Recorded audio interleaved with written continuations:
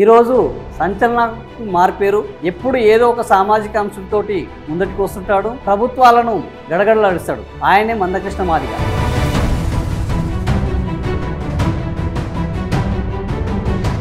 SC వర్గీకరణ పేరుతోటి ఒక ఉద్యమాన్ని చేపట్టి ఆ ఉద్యమాన్ని లక్ష్యానికి చేరదీసిన నాయకుడు.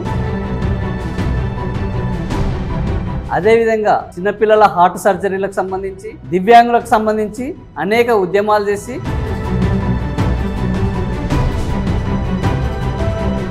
ప్రభుత్వాలు తన డిమాండ్లకు ఒప్పుకునేటట్టు, వారికి న్యాయం చేసేటట్టు పోరాడిన వ్యక్తి.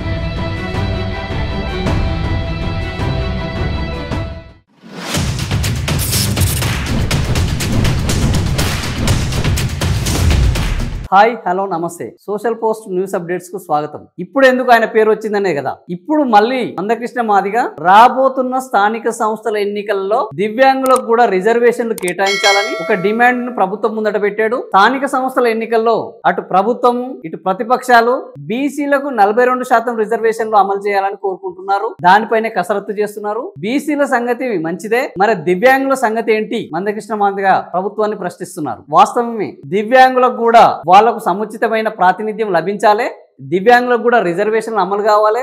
ఈ డిమాండ్ ఎప్పటి నుంచో ఉన్నది. దివ్యాంగులకు కాంగ్రెస్ ప్రభుత్వంలో పెన్షన్ 4,000 నుంచి 6,000కు చేస్తామని హామీ ఇవ్వడం జరిగింది. ఈ హామీ ఇప్పటి వరకు నెరవేరలేదు. దివ్యాంగులకు సరైన ట్రైసైకిళ్ళు, అదేవిధంగా 3 చక్రాల వాహనాలు ఇస్తామన్నది కూడా అమలు కావడం లేదు.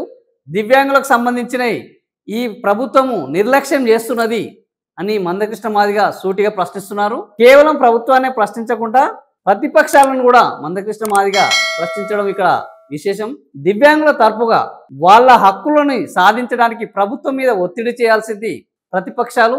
కానీ ప్రతిపక్షాలు కూడా దివ్యాంగులను పట్టించుకోవడం మానేశాయి. ఇది దురదృష్టకరం అని ప్రతిపక్షాలను కూడా ఆయన నిలదీస్తున్నారు. ప్రతిపక్షాలు కూడా తమ పాత్రను పోషించడం మర్చిపోయాయి కాబట్టి తాను ఆ పాత్రను పోషిస్తున్నాను, దివ్యాంగులకు ఈ స్థానిక సంస్థల్లో రిజర్వేషన్లు ఖచ్చితంగా అమలు చేయాలి. ఒకవేళ ఈ ప్రభుత్వము ఈ రిజర్వేషన్లను అమలు చేయడానికి ముందుకు రాకపోతే ఈ ప్రభుత్వము కొలువు తీరిన ఎల్బీ స్టేడియంలోనే తాను ఈ నెల 13వ తేదీన దివ్యాంగుల మహాగర్జన చేస్తానని హెచ్చరించడం జరిగింది. మందకృష్ణ మాదిగ సభలు పెట్టడము, సమావేశాలు పెట్టడంలో ఒక ఆరితేరిన నాయకుడు అని చెప్పవచ్చు. ఎస్సీలకు వర్గీకరణ చేయకపోతే ఎస్సీల సత్తా ఎలా ఉంటుందో చూపిస్తానని హైదరాబాద్ను దిగ్బంధించిన చరిత్ర ఉన్న నాయకుడు మందకృష్ణ మాదిగ.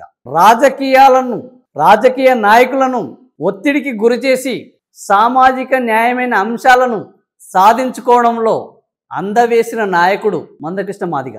మరి దివ్యాంగులకు సంబంధించి ఈ స్థానిక సంస్థల ఎన్నికల్లో రిజర్వేషన్లు అమలు చేయాలని డిమాండ్ చేస్తున్న నేపథ్యంలో రాష్ట్ర ప్రభుత్వం దీన్ని ఏ విధంగా తీసుకుంటుంది, ప్రతిపక్షాలు ఈ డిమాండ్ పట్ల ఎలా స్పందిస్తాయి, దివ్యాంగులకు ఎలాంటి న్యాయం జరగబోతుంది, స్థానిక సంస్థల ఎన్నికల్లో దివ్యాంగులకు రిజర్వేషన్లు ఇవ్వకుండానే ఎన్నికలు నిర్వహిస్తారా, ఎన్నికలు నిర్వహిస్తే దివ్యాంగులకు రిజర్వేషన్ అమలు చేస్తారా?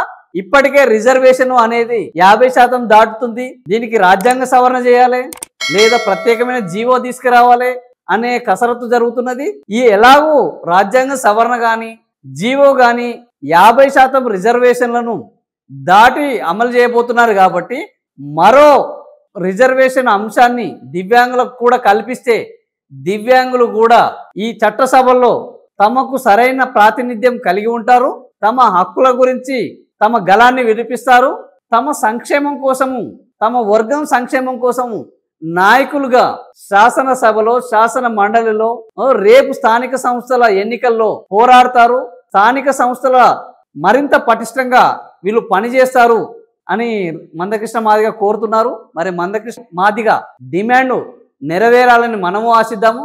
దివ్యాంగులకు కూడా రిజర్వేషన్ అమలు కావాలి, వాళ్ళ హక్కులు సరిగ్గా అమలు కావాలని మనం కోరుకుందాము. ఈ విషయానికి మీరు మద్దతు తెలిపితే ఈ వీడియోని లైక్ చేయండి, సబ్స్క్రైబ్ చేయండి. మరింత మందికి దీన్ని తెలియజేయాలనుకుంటే షేర్ చేయండి. Thank you.